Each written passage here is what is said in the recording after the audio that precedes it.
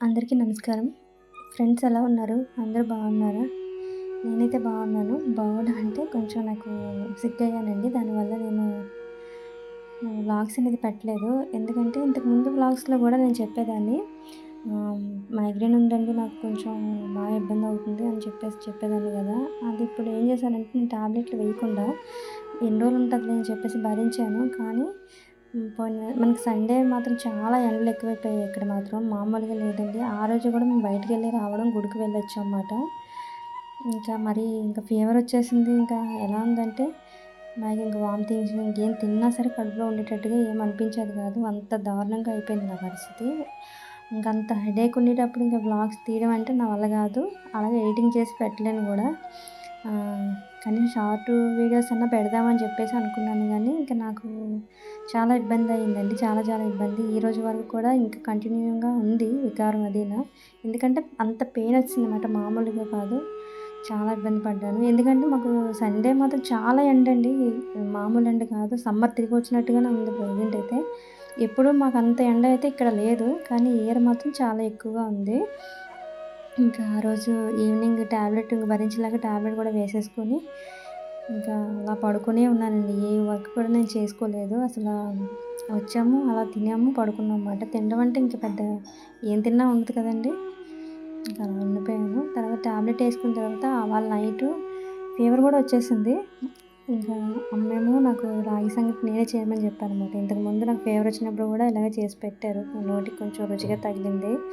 ఇంక అదైతే కొంచెం తినొచ్చేమో అని చెప్పేసి ఇంకా అందులో కూడా సగం తిన్నానండి. ఇంకా తినేసి వెంటనే పడుకుని పోయాను ఇంకా నేను. మా అమ్మ కూడా తిను నీరసం అయిపోతావు అని చెప్పేసి ఇంకా అలా చెప్పారు. ఇక్కడ ఆనియన్ ఒకటి, ఇంకా రాగి సంగటి, అన్నయ్యకేమో ఊతప్పంలాగా చేశారు. అన్నయ్య తింటున్నారు. రాగి సంగటి అయితే అన్నయ్య అంత ఇష్టపడరన్నమాట. నేనైతే తింటాను. ఇంకా నెక్స్ట్ డే మార్నింగ్ అండి. నెక్స్ట్ డే మార్నింగు ఇంకా సండే అలా జరిగింది.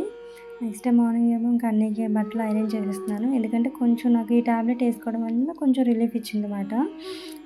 నాకొక కామెంట్ అయితే వచ్చింది. వీడియోస్‌లో నేను చెప్తాను. అదేంటనేది చెప్తాను. వీడియో అయితే లాస్ట్ వరకు చూడండి.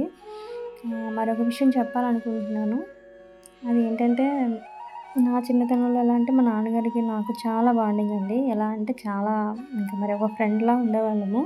అలాగే మనకప్పుడు దూరదర్శన్ టీవీ వచ్చేది మీకు గుర్తుంటదనుకుంటా. అప్పుడు మనకు ఒకే ఛానల్ కదా వచ్చేది. ఇంగ్లీష్, హిందీ అండ్ తెలుగు ఒకటే. అదే సండే ఒక సినిమా వచ్చేది. అలాగా ఆ టైంలో మా నాన్నగారు నాకు ఎంత బాండింగ్ అంటే మీకు అర్థమవుతుంది. మనకి శనివారం పూట ఏవో ప్రోగ్రామ్స్ వస్తూ ఉండే మధ్యాహ్నం కూడా ఒక్కొక్కసారి. వచ్చినప్పుడు నేను మా డాడీ అంటే మా నాన్నగారు అలా ఆఫీస్ నా స్కూల్ ముందే. అయితే వెళ్ళి నేను అడిగేదాన్నమాట. నేను ఇలా స్కూల్‌కి వెళ్ళను. నేను వచ్చేస్తాను ఇంటికి మధ్యాహ్నం ఇలా టీవీలో ఏదో ప్రోగ్రామ్ అని చూడటానికంటే మనకప్పుడు వీక్లీ వన్సే కదా ఏవో ప్రోగ్రామ్స్ వస్తూ ఉండేయి. అయితే మా ఫాదర్ అయితే ఇంకా స్కూల్‌కొచ్చి మేము బయటికి తీసుకెళ్తున్నామండి. మా అమ్మాయి వెళ్తాము అని పర్మిషన్ "నువ్వు స్కూల్‌కెళ్ళిపో అమ్మా. నేనొచ్చి తీసుకొచ్చేస్తానని" చెప్పేసి నాకు తీసుకొచ్చేవారు మధ్యాహ్నం నుంచి. నేను ఇలా బయటికెళ్తున్నానని చెప్పేసి. అంటే మీకు అర్థమయ్యి ఉంటది. మా మా డాడీ నాది అంత క్లోజ్ ఫ్రెండ్‌షిప్ మాట. మా మదర్‌తో అంత ఉండేదాన్ని గాదు. అలాగా ఉండేది. అంత ముద్దుగా చూసుకునేవాళ్ళు. ఏ పేరెంట్స్ అయినా పిల్లల్ని ముద్దుగానే చూసుకుంటారు. నెక్స్ట్ వచ్చేసి మా ఇంట్లోని ముగ్గురు అన్నయ్యలుంటారు. చెల్లి, నేను, ఇంకా మా పిన్ని వాళ్ళ పిల్లలు మేమందరం ఒక దగ్గరే కొంచెం చదువుకునేవాళ్ళనమాట. కొంచెం ఆడపిల్లల్లో కొంచెం నాకు బాగా ఎక్కువ ముద్దుగా చూసుకునేవాళ్ళనమాట. కొంచెం నేను ఎలా ఉండేదాన్నంటే కొంచెం యాక్టివ్‌గా ఉండేదాన్ని మా నాన్నగారితో బాగా. వీళ్ళందరికీ అంత బాండింగ్ ఉండేది కాదు గానీ నాకు చాలా ఎక్కువుండేది. అలాంటి టైంలో ఏంటంటే ఇప్పుడు మన అన్నయ్యలుంటారు. అందరిని అన్నయ్య అని పిలిచేదాన్ని గాదు. ఏంటి, ఏరా అన్నట్టుగానే మాట్లాడేదాన్నమాట. అలాగన్న టైంలోని ఒక్క మాట అలా పిలకూడదు.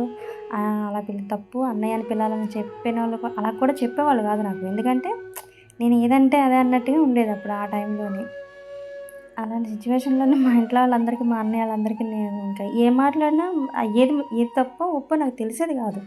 ఎలా పడితే అలా మాట్లాడేసేదాన్ననమాట. నాకు తెలీదు. నాకెవరు చెప్పేవాళ్ళు గాదు. అలా ఉండేది లైఫు. అలా సాగిపోతూ ఉండేది. ఇంట్లో మాత్రం వాళ్ళేమన్నా నన్నేమన్నా అంటే వెంటనే వచ్చి చెప్తే మా నాన్నకి వెంటనే కోపం పడిపోయేవాళ్ళు.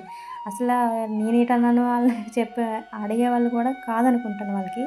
వెంటనే వాళ్ళు తిట్టడం గానీ, కొట్టడం గానీ చేసేవాళ్ళు. నన్ను మాత్రం ఏమనేవాళ్ళు కాదనమాట. అలాంటి సిచ్యువేషన్‌లో నేను పెరిగానండి. ఇంక అందరూ ఇంక నా మీద కోపమే. ఎలాంటి ఏ మాటొస్తే ఆ మాట ఇసిరేయడం, నాకు నచ్చని పని చేస్తే వాళ్ళు వెంటనే వచ్చి ఇంట్లో చెప్పేయడం. పాపం వాళ్ళకి ఆడుకుంటుంటే క్రికెట్ మ్యాచ్‌లాగా ఆడేవాళ్ళు.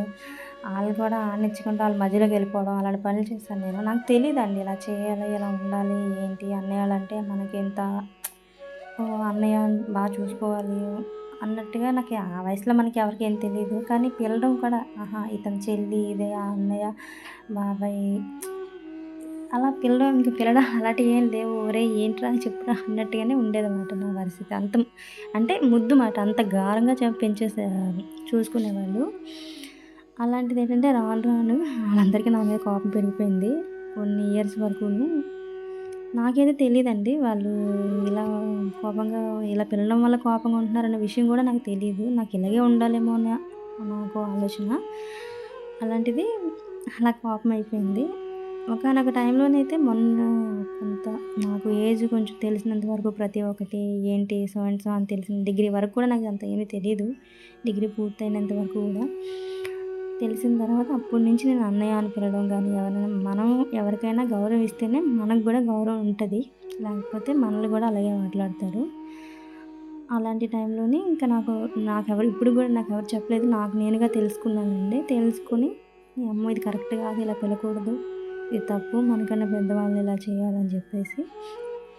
అలాంటిది ఇంక అప్పటి నుంచి నేను ఎవరిని కూడా అలా పిలవను. మాక్సిమం గౌరవంగానే ఉంటాను. బావుంటది. అప్పటి నుంచి నన్ను కూడా చూసుకుంటున్నారనమాట. బాగానే ఉండేది ఇప్పుడు. ఇష్టం ఉంటది కానీ మనం అలా పిలిచే మాటలు బట్టి కోపం వస్తది ఎవలాంటోళ్ళకన్నా. అలా అయింది. ఈ విషయం మీకు ఎందుకు చెప్తున్నానంటే ఛానల్ మీరు కనిపించకుండా దాగుంటున్నారు అంటున్నారు.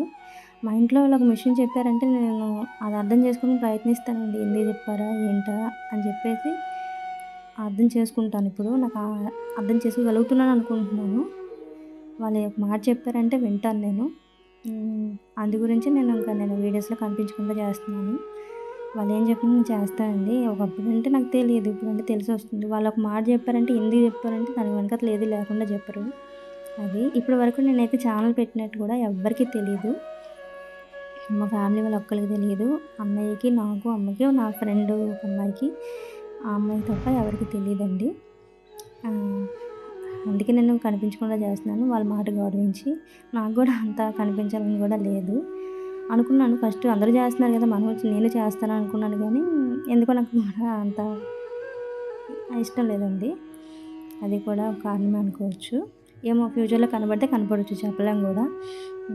ఇదేనండి ఈరోజు వ్లాగ్ అయితే. ఈ వ్లాగ్ నచ్చితే ఒక లైక్ అయితే ఇవ్వండి. మన ఛానల్ కూడా సబ్స్క్రైబ్ చేసుకోండి. మన ఛానల్ నేమ్ వచ్చేసి ఓల్డ్ వ్లాగ్స్ అండి. తిరిగి రేపటి వ్లాగ్‌లో మళ్ళీ కలుద్దాం. ఇక నుంచి వ్లాగ్స్ డైలీ వస్తూనే ఉంటాయి. కొంచెం నేను బాగానే ఉన్నాను ప్రెజెంట్ అయితే. థ్యాంక్ యూ అండి. Thank you for watching. Bye.